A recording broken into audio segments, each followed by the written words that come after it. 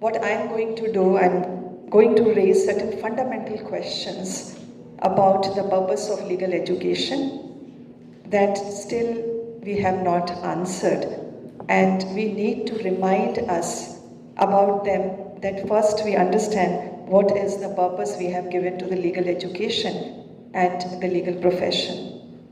So if we examine any legal education in any society, we understand that it provides a window to its legal system, and through such a window, basic attitude about law, what law is, what lawyers do, and how the system operates or how it should operate can be seen. What is taught in law universities and how it is taught to law students has a profound impact on the role that law students might play in society. Therefore, the challenge is to have a vision for future legal education and accordingly design law programs which can prepare students for meeting requirements of the legal profession and articulating the needs, the hidden needs of the pluralistic society that we have.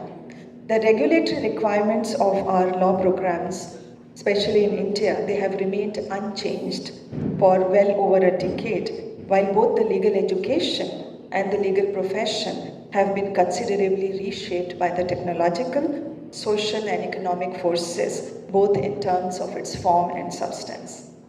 The aim of legal education is exactly that of building's ideal, in which the university generally has a formative task primarily related with the intellectual development of students and independent of their professional interests. Though all students will not practice law in future, but legal education is such a program that will engage not only intellect of students during the studies, but also will equip them to be useful in the world after completing their program.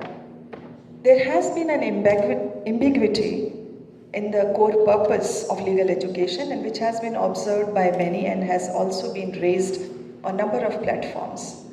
There is a primary divergence between two groups, one group which considers legal education in instrumental terms, namely training students as future legal practitioners, and the other group which regards it as an academic discipline with its own intrinsic value.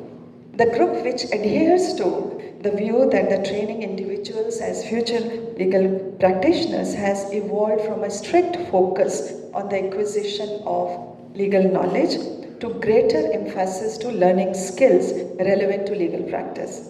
Whereas the other group had main concerns revolving around legal theory, legal methodology when compared with other disciplines in the social sciences for those who are adhering to the second on the latter view.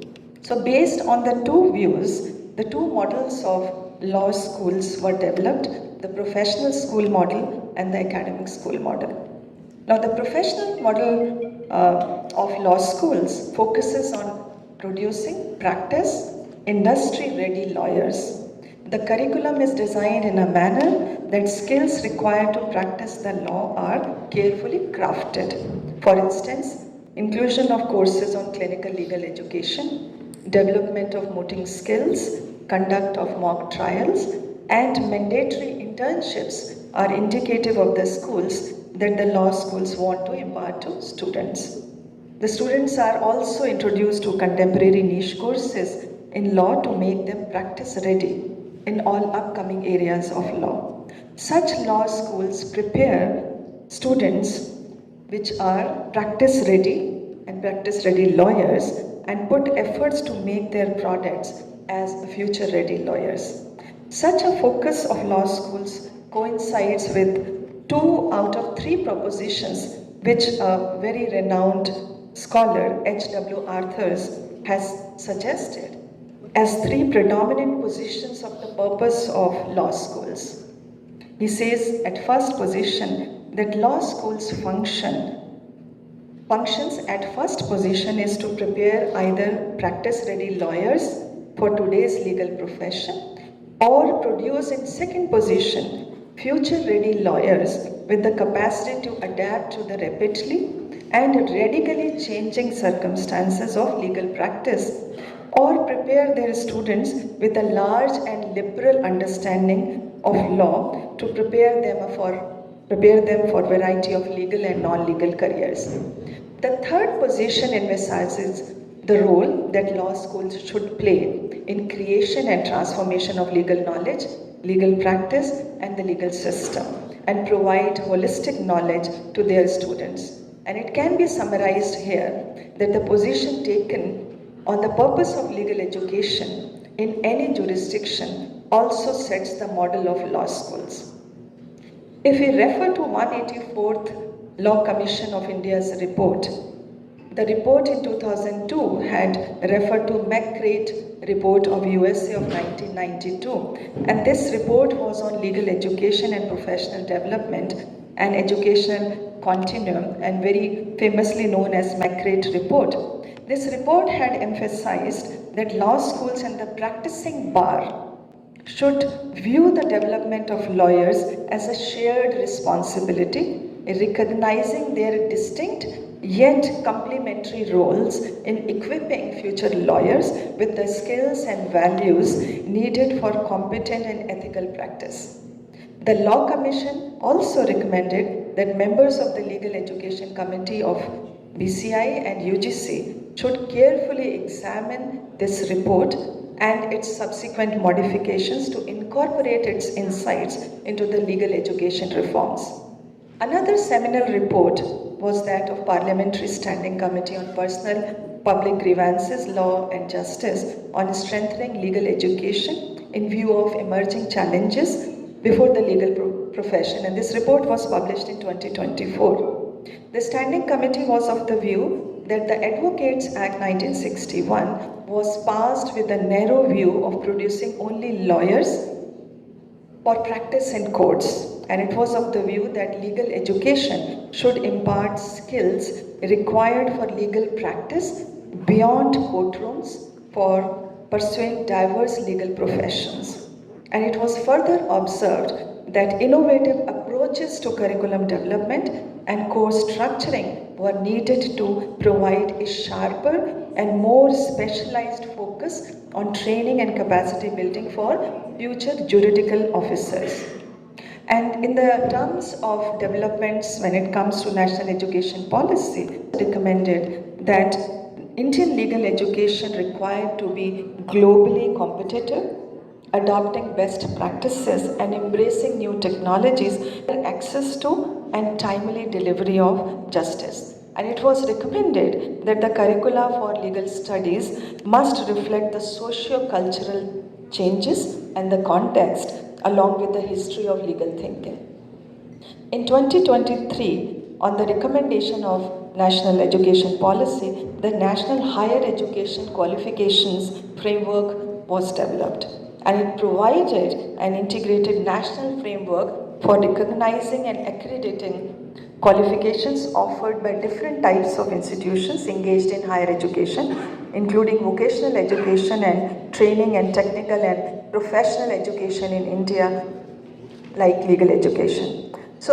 But what is the result of all of these?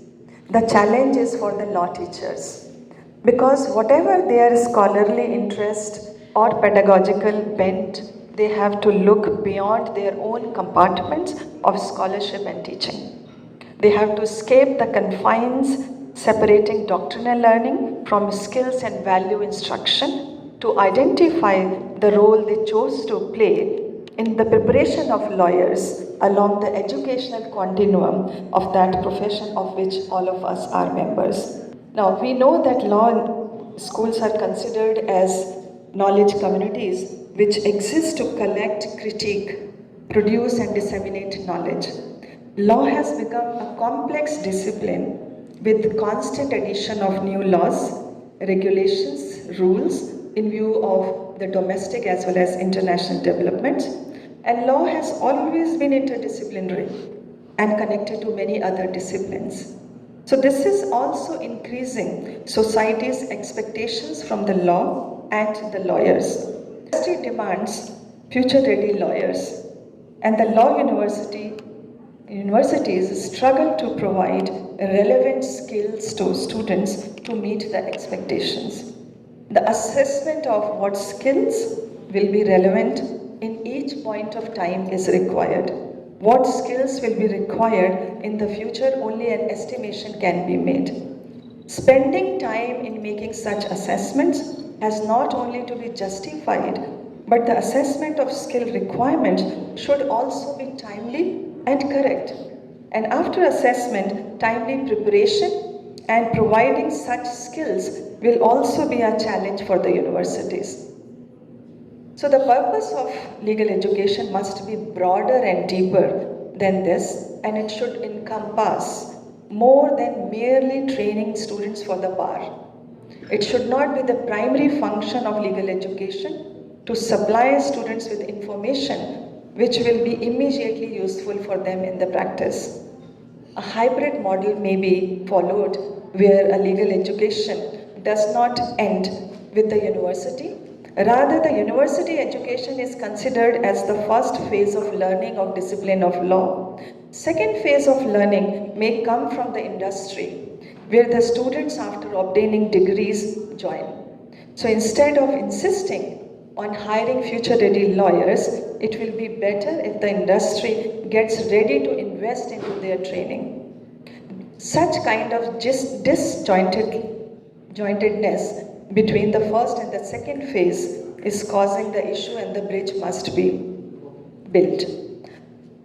We should look at the current world of lawyer performance, in which today's law students will conduct their professional lives rather than at what law schools are doing. Asking the law schools to do anything more than they are presently doing is predominantly an economic question, not pedagogical question. Law schools are overwhelmingly tuition fee dependent and are facing financial stress. I would also like to talk about briefly the competence in skills and competence in values, because MacCrate Report, I don't know how many of you must have read it, it had asked very pertinent questions. And one of the questions is that how do we operationally define competence by identifying the fundamental skills one must possess to be considered as competent in practice. And the report had provided a list of skills, fundamental skills, which a lawyer must possess for competence, but it also placed in context the continuum nature of professional legal education. With these two educational aspects clearly established, the post-law school curriculum development took a new and distinct direction in America and other jurisdictions. But in India, we still do not want to talk about the continuing education for lawyers.